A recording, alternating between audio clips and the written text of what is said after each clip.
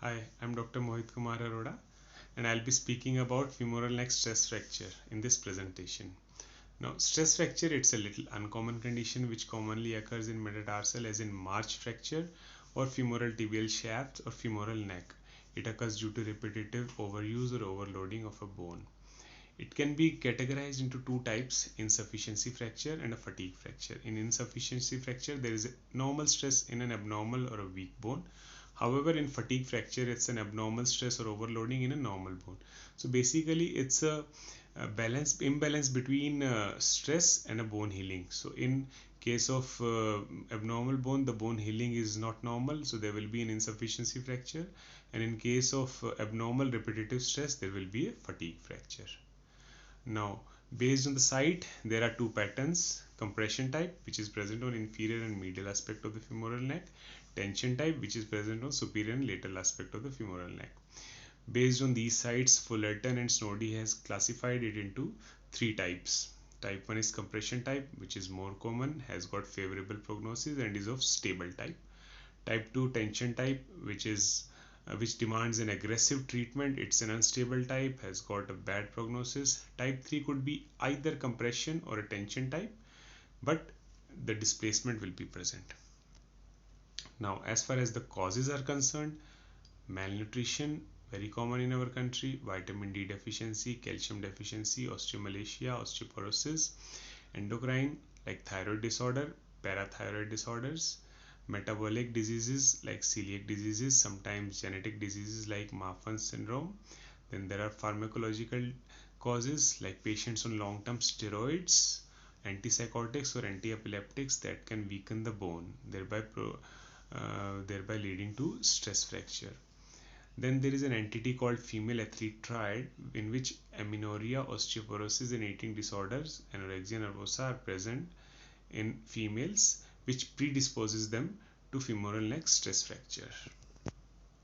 Now, pathophysiology. Now, in case of a stress on a bone, it causes a crack initiation, which is a microfracture type.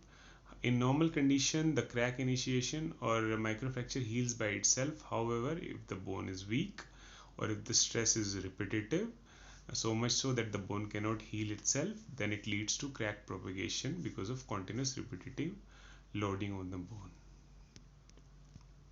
Now, investigation: bloods, we need calcium, alkaline phosphatase, phosphate, vitamin D level, thyroid levels, parathyroid levels; DEXA scan for osteoporosis; x-rays, the findings are sometimes radiolucency, cortical changes which are very late; bone scan, it is highly sensitive but has got poor specificity; MRI is the investigation of choice. MRI can detect femoral neck stress fracture in a very early stage. Now, treatment is based on two parts. The first part is we have to treat the root cause. If we find a cause, like we have already mentioned before, we have to treat the root cause first. Then there are other aspects of the treatment, like in compression site fractures, which involves less than 50% of the femoral neck. They can be treated by non-weight bearing plus crutches and activity restrictions. However, patients need an operative treatment in the form of percutaneous cannulated cancellous screw fixation. And in conditions like tension site stress fracture or compression site stress fracture, more than 50% involvement of the femoral neck, or progression of the compression site fracture. Then in case of failed primary fixation, we can do valgus intertrochanteric osteotomy with a dynamic hip screw or an angled blade plate. The principle is the same. It converts the tensile forces to compressive forces, leading to union of the fracture.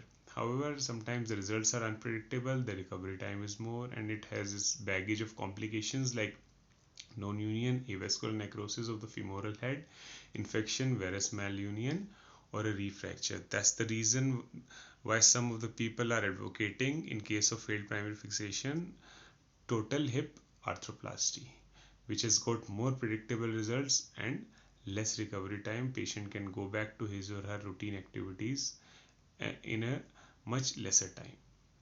Thank you.